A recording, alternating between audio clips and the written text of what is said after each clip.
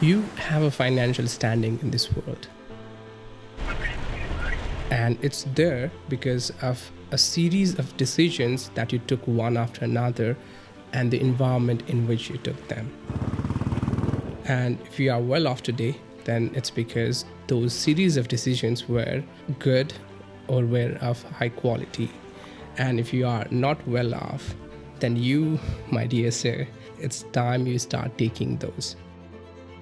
But you may ask, how do you take those good decisions, my dear sir? It's important to realize that our actions cannot be wiser than our thoughts. And our ability to think wisely comes from how deeply we understand the nature of money and the nature of humans that are out there to get your money.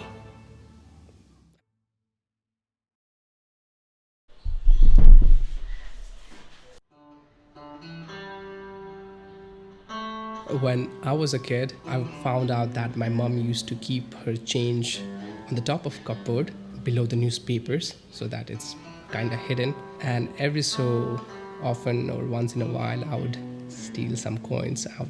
Sorry, mom. And I would take those coins and buy popsicles with them.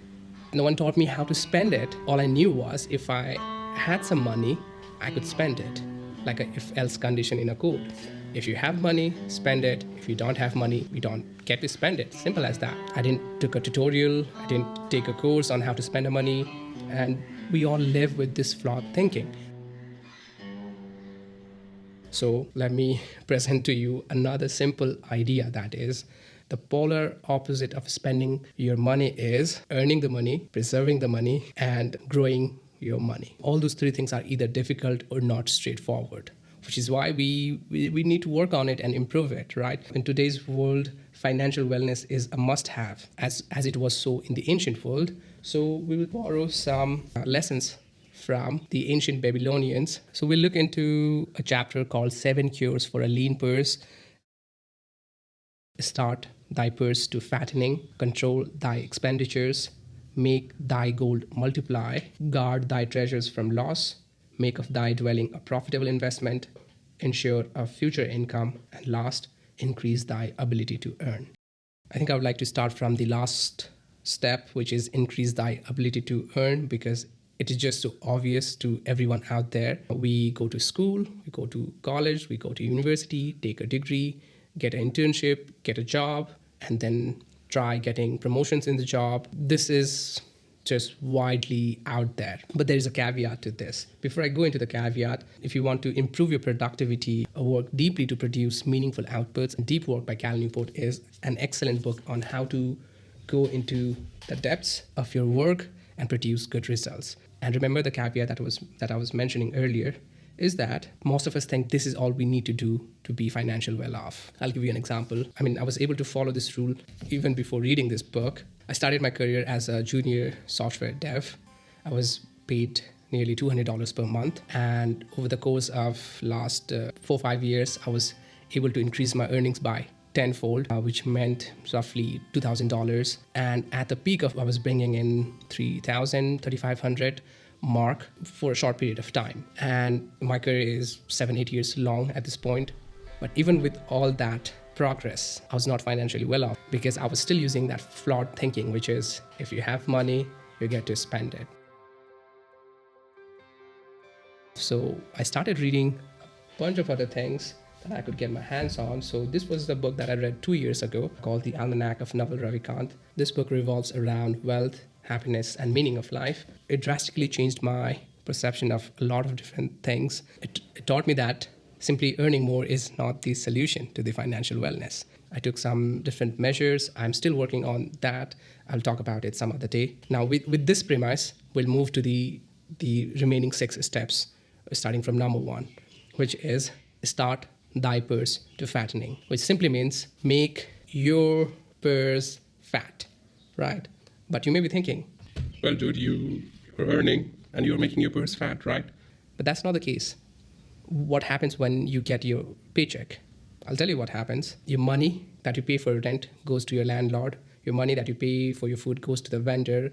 Your money that you paid for your bills goes to the corporations. or companies out there. And most people spend anywhere between 50 to 80%, broadly speaking, in their expenses. And if they have a more financial responsibility, sometimes their earning is not even able to cover all of their expenses, meaning they spend the 100% of their money into different expenses that they have. So what happens to your money that you are earning is simply going out. This fundamental shift in understanding is crucial, and a lot of people are not able to see this difference. So what I understood from this is, when you strictly think from money perspective, the money that you earn is not really yours in today's world. Capitalism and consumerism is out there for your money. So for the love of God, try keeping 10% of the money for yourself.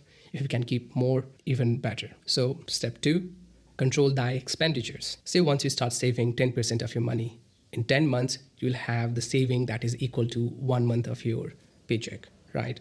If you save 20%, you'll have that savings within 5 months. And you may have some temptations, right? You may want to go take that vacation or buy the latest iPhone that is out there. Temptations run wild. And over here, I'd like to borrow a line from the book. All men are burdened with more desires that they can gratify. I say to you that just as wheat grows in a field wherever the farmer leaves space for their roots, even so freely do desires grow in men wherever there is a possibility of their being gratified. So it's important to realize here is that these short desires that run through our head will take us off course.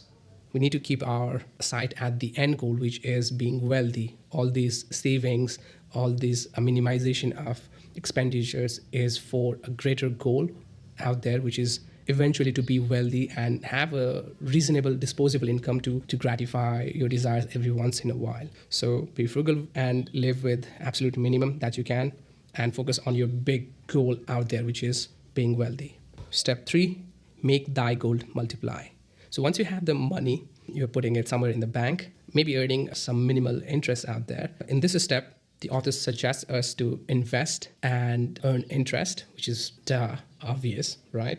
And he also encourages us to realize the power of compounding and reinvesting all the money that we get back into that investment cycle. And there are different financial instruments out there in which you can invest, starting from your savings account, fixed deposit account. Then there is stocks, there is gold, silver, then there is bigger fixed assets like vehicle, land, house. Then at the end, there is crypto as well, which takes us to the 4th point, which is guard thy treasures from loss. If you have a sum of money and if someone promises you a quick return on that investment, you'll be tempted, right? But remember, temptation is not our friend, and protect your principal at all cost. So he says that invest in reclaimable investments where it collects a fair interest. The goal here is to seek balance and not lose any progress so far. The 5th point is make of thy dwelling a profitable investment. A big chunk of your earning goes into rental. Over here,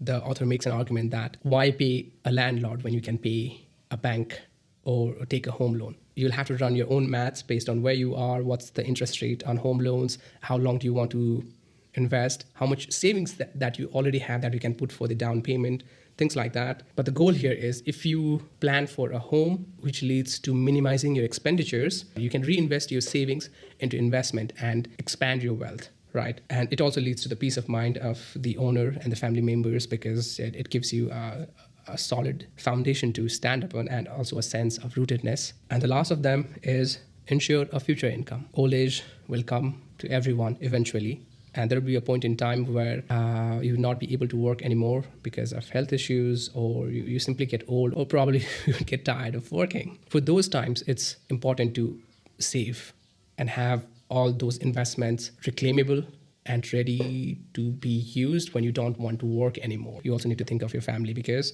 your family also needs to be insured for future. That is, I think, the gist of this last principle. And keep in mind, these are all my interpretations of these rules to a certain extent. So any mistake on the interpretation is on my part and not on the author's. While I talk about these principles, think of these principles as a compass that always points true north, irrespective of your background, irrespective of your job, irrespective of your earnings, irrespective of where you are in the world. You can use these principles, these fundamentals in your own life, in your own financial decisions making, and use these to uplift your financial situation. So that is very important to keep in mind, that you should be guided by these principles and apply them as they fit within your context.